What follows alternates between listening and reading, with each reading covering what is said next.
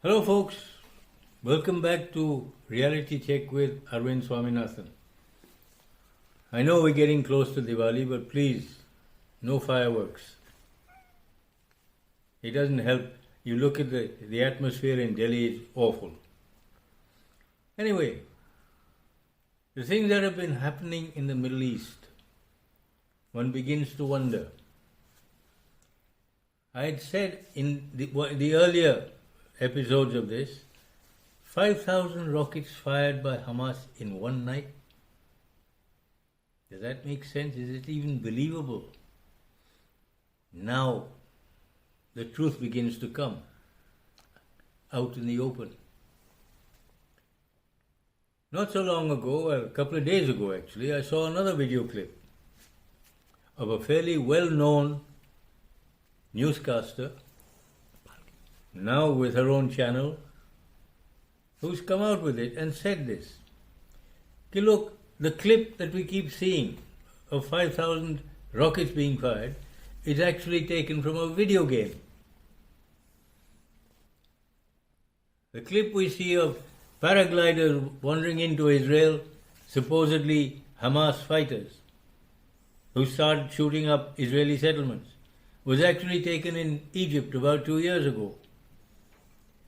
And the missile strikes, which were very powerful looking missiles, were actually taken in Syria a few years ago. Which means, for all practical reasons, there was no such strike. Did Israel just cook it all up? Much like 9/11 in the US, to give themselves an excuse to attack Hamas and one or two other areas around them. You see, for instance, a couple of days ago, little bits emerged that Israeli soldiers had now wandered into the West Bank area. They started shooting up people there. Another 4 or 5 Palestinians killed there. What have they done? Nothing. Today's papers said something about a refugee camp in Gaza being bombed. Jabalia. How many people were killed in that? I'm talking about women and children as well. Especially women and children. At the moment, what has happened? What is the death toll? They say it's about 8,700 Palestinians killed, of whom close to 4,000 are children. I mean, this looks not a program to remove Hamas, but to exterminate not just present-day Palestinians, but also their future generations, so that they never come back to claim land. And we all say that the Nazis were rotten. They were nasty. What is this? But the more really sinister part of it all is, why did they do it at this time? Okay, the world's attention was on Russia-Ukraine. So Russia and Russians may not be able to intervene. But remember, there's something even more horrifying underlying all this. Think, what was George Walker Bush's excuse? Not just to invade Afghanistan, but especially to invade Iraq, based on a pack of lies. Iraq had nothing to do with 9/11. There was no Al-Qaeda there. And 2 or 3, they had no weapons of mass destruction. The UN inspectors had testified to that, and still he said, no, they're there. And he found nothing. Now, does that tell you something? But why? What was the reasoning behind all this? You remember in one of these, the last couple of episodes, I mentioned about Greater Israel, which is what most of these Israeli leaders have claimed and wanted. Not just that little bit of Palestine.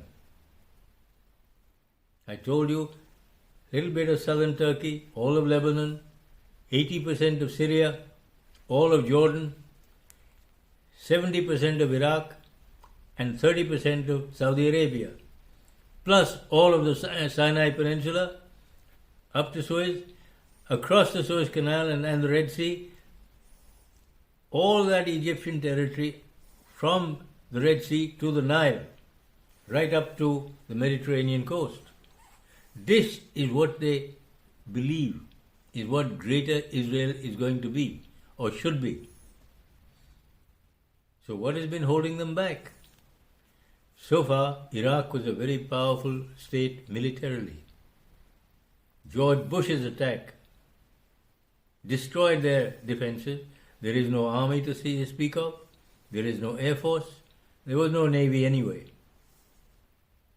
Iraq only had what should have been their own port, Kuwait, but that was a separate country. Plus, having got to Iraq and taken it over, along with all that oil, Syria has been messed up totally. They wanted to remove Assad. You see? Israel can now wander in and take over anytime they please. Not just 70 or 80% of Iraq and Syria, but the whole lot. That would leave only Saudi Arabia and Egypt, which would take time. Now remember what I'd said about the Rothschilds. They don't work in terms of 5 or 10 or 15 years as most of us do. They think in terms of generations. This is the master plan. This generation will take it so far. Next generation will go here. The next generation like this. This is the way they think and plan. Now couple this with this present Israeli strike on themselves in much the same way as 9/11. What does that do? It removes Palestinians. See, they're now going into Egypt, which is their intent, either kill them or drive them out. You've got one huge refugee camp in southern Lebanon. They're now beginning also to take over the West Bank. You understand my meaning? However, there is one roadblock. Israel doesn't have that manpower. So what is happening? George Soros, he may have retired and given it to his son. But that particular organization, Open Society Foundation, is now known to have been funding all the unrest against Jews in the US and Western Europe, be it in Spain, Netherlands, Portugal, France, Germany, UK, and in the US, and in many other places too, even in Russia. The message being, all you Jews, you're not safe in Western Europe, you're not safe in the US, because they're now beginning to hate you. Israel is the place you'll be welcome, because they need that manpower there. Even that, I'm not sure, will be enough. They will have to get mercenaries or people who are willing to convert to Judaism and come there, because of their ambition to get all that oil-rich Arab countries, Iraq, Syria, as oil and gas, and then Egypt. Because once the river Nile is under their control, the sky is the limit. Egypt will literally collapse. That is the Egyptian lifeline. Now you begin to understand the name of the game. To change the whole geography and demography of the Middle East. Now, people laughed at me, yes. They still laugh. But it's beginning to take shape. And this is the New World Order. This is where the New World Order is going to have its headquarters or head office, not the UN. The UN is where they keep away from. Those families are Europe-based, not America-based. Why? They'd be a very easy target in the US. But in Israel, they feel much safer. Now, you begin to understand what's happening. The Israelis or the Jews keep telling us, never forget the Holocaust. They forget to tell you about what they did to Germany in 1933 and 34. But along with your Holocaust, which they keep saying, never forget, there is one other thing about which they say, never remember. How many people in the world have heard of this one? It's known as the Holodomor. Anybody? I doubt it. Maybe 15, 20, maximum 1,000 people have ever heard of this. What was the Holodomor? We all know about the Holocaust. But the Holodomor is something which the Jewish population of Russia did to Ukraine in 1933 and 34. You see, it is blamed very conveniently on Russia or the Soviet Union under Stalin. Therefore, of course, he will take the blame, according to history. But the facts are slightly different. You see, what we know today as the KGB used to be known as the NKVD in Stalin's times, which is what it was during 1933 and 34. Now, this NKVD was 95% Jewish. I'm talking about the people who ran the NKVD. What did they do in Ukraine? Between 6 and 8 million Ukrainians were either starved to death, worked to death, or just murdered. That is why if you look back into World War II history, you'll find when Hitler's armies went to Lithuania and Latvia, they found there was the local population were literally going out and killing Jews. Why? Because of what the Jews, i.e. the NKVD, had done to Lithuania and Latvia. They literally murdered all the intelligentsia, the businessmen, the school teachers, the college professors, people in the university staff. All the intelligent people, the educated people were being wiped out. That's what they did in the Ukraine also.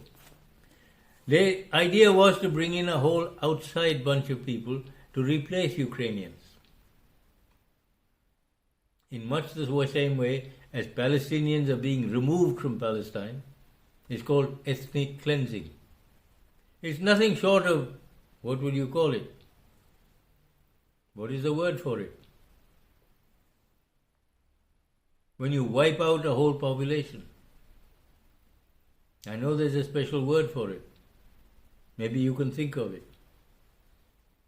See, even today, not just today, but for 50 or 60 years, Israel has been operating a full state on the basis of apartheid. Palestinians in Israel and Jews are kept totally separate. Now, how many of us know this? It would never have been known had it not been for one of them spilling the beans. If you remember, a person known for having written a book, I think it's called The General's Son. It's all about the 1967 war. And I say war rather loosely, because it wasn't a war, it was what it was, like a Pearl Harbor, a sneak attack. That is why it only lasted 6 days. Now you'll have a look at Gaza, this present one. 26, 27 days. They're still now beginning to go into Gaza on foot. Just think about that. So, would you call that a war? Anyway, the gist of this book, it explains. This man, being the son of one of the people who took part in that, one of the top officers of the Israeli armed forces who took part in that 6-day war, he had access to all the meetings which the powers that be held to decide what to do and when to do it and so on. He was one of the sons of one of those people who took part. And what do you think he found? The intelligence agencies in Israel knew that the Arabs weren't even contemplating war. They were totally unprepared for any war. It would have taken at least 2 years for them to gear up and be ready for a war. So the mood changed. It's no longer an imminent threat from the Arab countries. It was now an opportunity. For what? For grabbing land to hold as a hostage. And they're still holding it. Now, in between, wherever they could do it in Israel itself, they have removed all Palestinians, all traces of their villages, their townships, their houses have been broken up into rubble, plowed into the ground, replaced by Israeli settlements. The Palestinians are either dead or they're in South Lebanon, or refugees in Jordan, or in Gaza. So now they're driving Gaza out and taking that over, plus salami slicing the West Bank. More and more Israeli settlements driving out Palestinians, so that eventually it will be cleared of all non-Jewish people.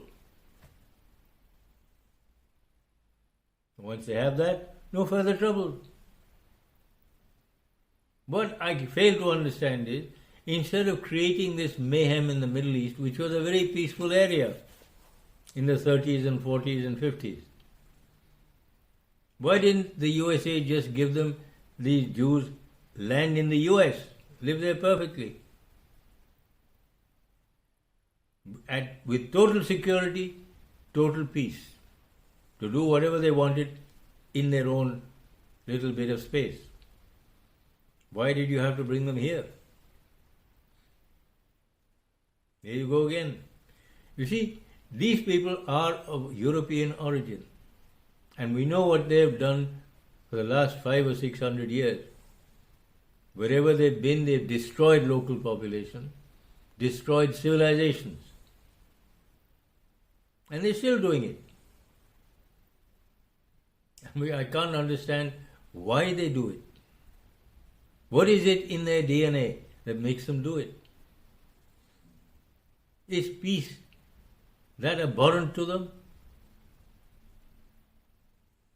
I mean, must they destroy the whole world with a nuclear war for us to have peace? And the sooner this monstrous act of driving out Palestinians or killing them, the sooner it stops and UN puts its foot down and makes them behave. Remember, they only gave 60% of Palestine to Israel. What are they doing in 100% or 99%? And the UN does nothing? Why? Because that's the way UN was designed. When five people have the power of veto, how can you get anything done? It means they are the new colonizers of the world. And the UN is a colonizing agency, that's it. Unless that changes, the world is in one heck of a mess. Some people can do anything and the rest of us can't do anything.